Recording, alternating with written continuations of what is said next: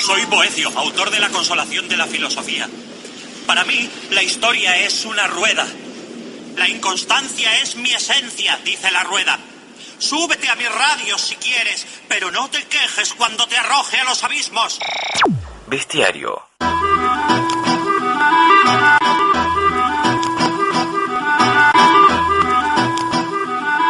Bueno, escuchamos el tema de Déjà Vu de Gustavo Cerati. Nos introdujo esta cortina vinculada a la historia para pasar a temas un poco más serios, por lo menos por ahora.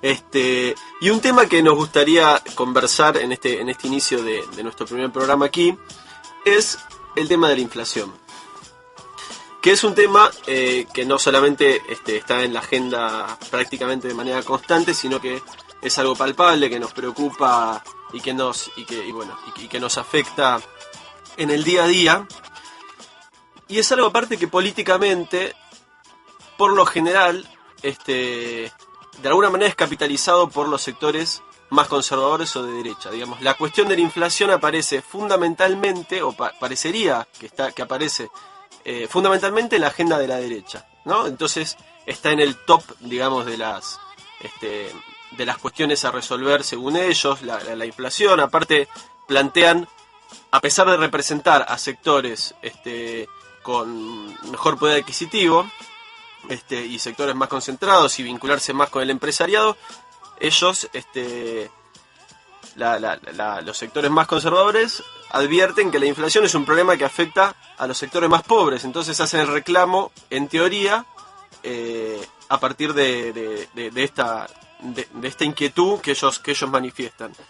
Entonces nosotros nos preguntamos cómo nos paramos nosotros frente a este tema, cómo nosotros vamos a empezar a pensar el problema inflacionario y cómo hacemos para debatirlo sin caer en una lógica que muchas veces sucede, y es como una lógica futbolística del River Boca y de los antagonismos que muchas veces nos llevan el debate a buen puerto. Nuestro invitado de hoy es economista de la UBA, estudió también en el exterior y fue investigador. Tal vez lo sea en el futuro, de vuelta, pero hoy es secretario de Comercio de la Nación. ¿Retiraste el secretario de Comercio de la Nación? Bueno, ahora. Totalmente, ¿no? Ya me jubiló prematuramente. Sí, es verdad. Bueno, por debajo de los 40 debe tener por ahí, Augusto. 40 recién cumplidos. 40 recién cumplidos y ya está jubilado. El señor se llama Augusto Costa. Te agradecemos muchísimo por venir acá a nuestro primer programa, Augusto. Entonces les comentaba, él es secretario de la Nación y aparte forma parte del equipo económico que encabeza el ministro de Economía, Axel Kicillof. Bueno, Augusto, bienvenido aquí a Bestiario. Quería comenzar preguntándote por algo bien coyuntural. Esta semana, vinculado a la agenda, esta semana te reuniste, pero vinculado a la agenda inflacionaria también. Esta semana te reuniste con las automotrices, ¿verdad? Y un poco les pusiste el freno, para casi la redundancia, para que se contengan con los aumentos de precios que ya aplicaron este año y que el año pasado aplicaron fuertemente. Sí, Javier, ¿qué tal? Buenas tardes, gracias por la invitación. Y la verdad es un placer estar hablando de estos temas de esta manera y poder también compartir la visión que nosotros tenemos, siendo secretario de Comercio. Después, como investigador, más adelante, ya que me retiraste, tendré posibilidades de encarar la cosa de otra manera, pero ahora te lo digo como funcionario, como vos decías, como responsable también de llevar adelante cuestiones centrales de la política económica, como tiene que ver, en este caso, con la relación con el sector automotriz, que lo que hicimos esta semana fue juntarnos para, como vos bien mencionabas, establecer las pautas y lo que se espera, las expectativas para el 2015, después de que tuvimos en 2014 un año complicado para el sector en cierto sentido, pero que no dejó de ser uno de los 4 o 5 mejores años en materia de producción automotriz de la historia, algo que también muchos están tratando de callar o de silenciar porque apuntan a comunicar solo las partes negativas de las historias, que todas las historias tienen parte negativa y todos todos los sectores tienen desafíos y el sector automotriz es uno de ellos. Entonces, nosotros lo que hicimos con las terminales, con las automotrices, es discutir sobre qué perspectivas tenían para este año. Ellos presentaron cada una de las terminales qué esperaban en materia de producción, en materia de ventas para este año, y en conjunto el mercado se espera un incremento de 6% respecto al nivel 2014, que como dije fue uno de los mejores 4 años de la historia. Entonces nosotros ante esa perspectiva empezamos a detectar ciertas inconsistencias entre lo que ellos esperan con las políticas que ellos aplican en ciertos aspectos, como puede ser la política de precios o también cierta falta de compromiso de cooperación con lo que fue el desarrollo del plan ProQueAuto, un plan pedido por el sector que después tuvimos que enfrentar con la desidia en muchos casos del propio sector para poder cumplir con todos los compromisos que ellos mismos habían pedido y asumido. Entonces, ante esas inconsistencias, esas dificultades, lo que hicimos fue poner de manifiesto cómo la política que ellos aplicaban atentaba contra lo que decían que buscaban. Entonces ahí ya aparece una segunda cuestión. ¿Realmente ellos quieren vender autos, quieren producir más?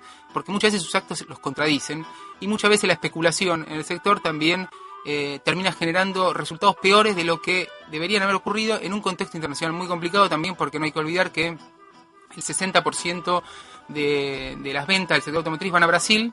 Y Brasil no tuvo un año precisamente feliz, sino que tuvo el peor año de los últimos 15 en materia de industria automotriz. Por lo tanto, las exportaciones de Argentina a Brasil cayeron un 17% y eso explica también parte de la dinámica del sector.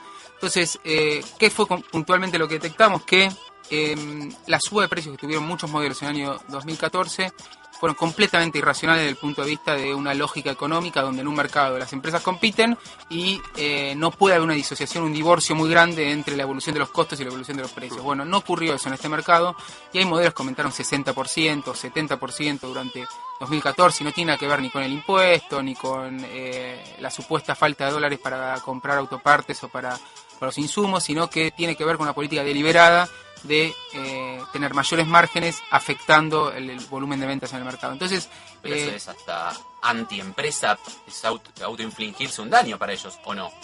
En el cálculo empresarial evidentemente no, porque por algo tiene esa política. ¿Cuál es la lógica empresarial? Prefiero vender menos autos, pero con un margen mucho mayor para tener mayor rentabilidad.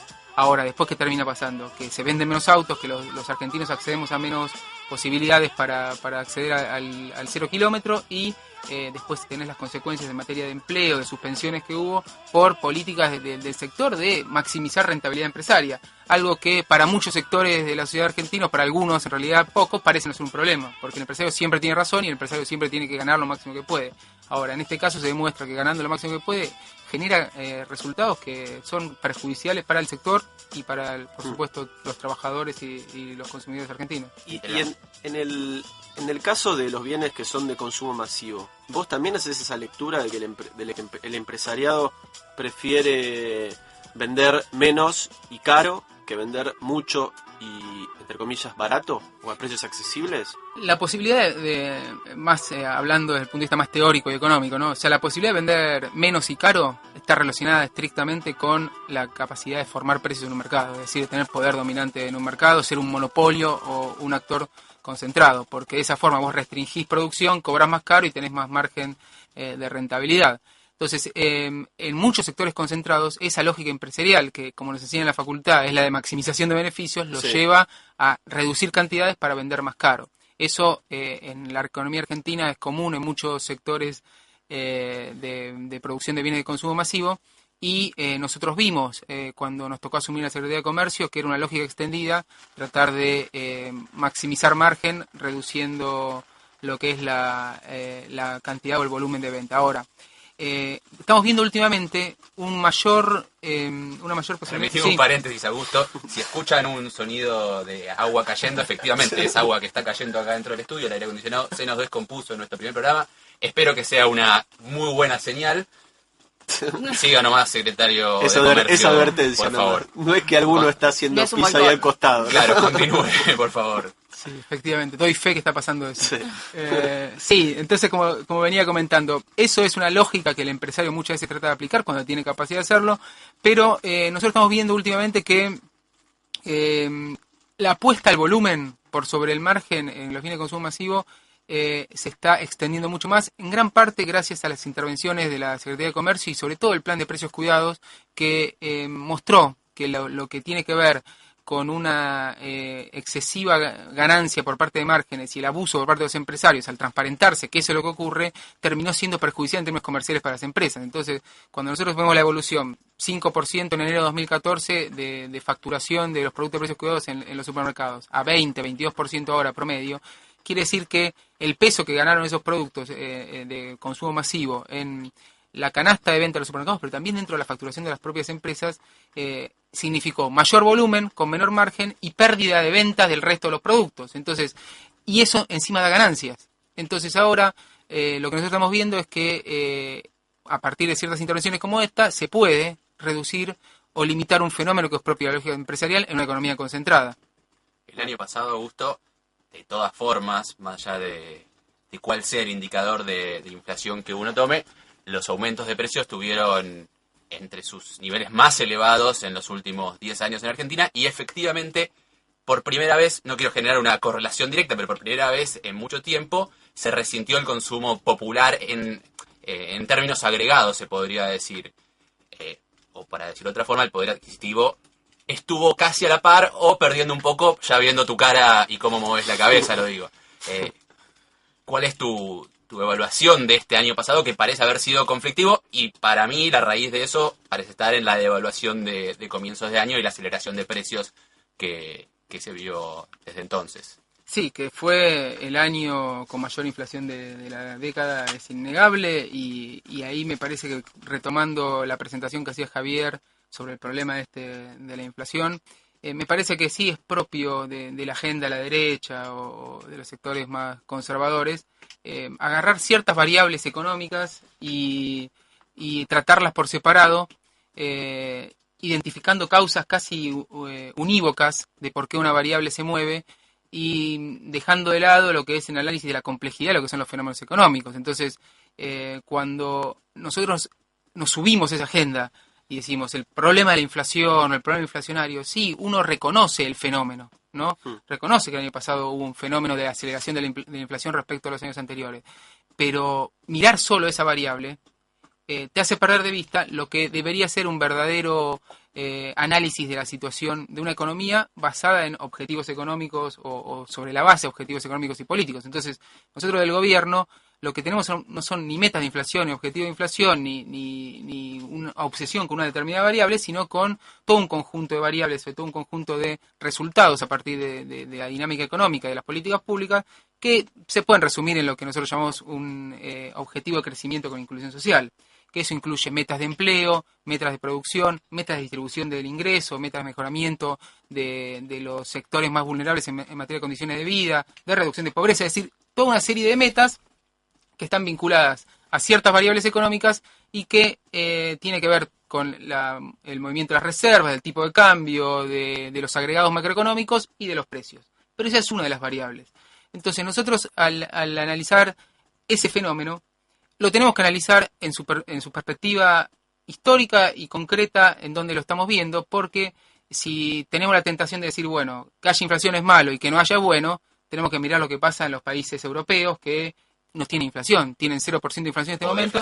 O deflación, que es el gran problema del mundo hoy. O sea, hoy el gran problema del mundo es la deflación, producto de las políticas recesivas que se aplicaron en gran parte de los países centrales y que a partir de la crisis de 2008, luego de una amague de, bueno, vamos a hacer un poquito más keynesiano, volvió con toda la visión más ortodoxa y liberal, y es lo que está discutiéndose ahora con el problema de Grecia, que el pueblo griego le dijo chau al ajuste y todavía tenemos la resistencia de Alemania y de los países más fortalecidos de Europa para seguir con la misma receta una y otra vez. Entonces, yendo al punto ese, es bueno que haya deflación, es bueno que haya... Y si miramos el PBI de Europa, por ejemplo, y está todavía un 2-3% por abajo del nivel de 2008, es decir, en 7 años... No tenés inflación, pero la producción de la economía europea está por abajo de lo que fue ante la crisis. Entonces, a eso sumaré los niveles de empleo también, ¿no? Eso, te digo un dato... No, como vos que hablabas de considerar la economía... Totalmente, no 11,5% de desempleo, el máximo histórico, y con 25% en España. Después, y yo ahí me parece más perverso también esto, del gobierno español festejando que perforó el piso 25% de desempleo hace 3 meses, o sea, está en 24,8, 24,7 y salen a decir se acabó la crisis. Imagínense me estás despertando la bestia internacional que tengo allá esperando Laura Carpineta. ¿Querés dejarle, Javi, una pregunta picando al secretario de Comercio Augusto Costa, que está con nosotros acá en Bestiario en Radio Cooperativa? Y vamos a una tanda pequeña. Dale, a ver. Te la dejo picando. Volviendo al tema, vos me parece súper interesante lo que mencionabas de los empresarios. Es un tema que yo me pregunto, no te digo todos los días, pero bueno, me lo pregunto bastante seguido. Y es, aparte vos imagino que tenés bastante información y percepción después de haber negociado tanto tiempo ya con los empresarios. ¿Cómo son los empresarios argentinos? ¿Tengo que responder eso ahora? O... No, después de la pausa. Lo vas a responder después de la pausa. Lo vas a responder después de la pausa. Lo vas a responder después de la pausa. Lo vas a responder después de la pausa.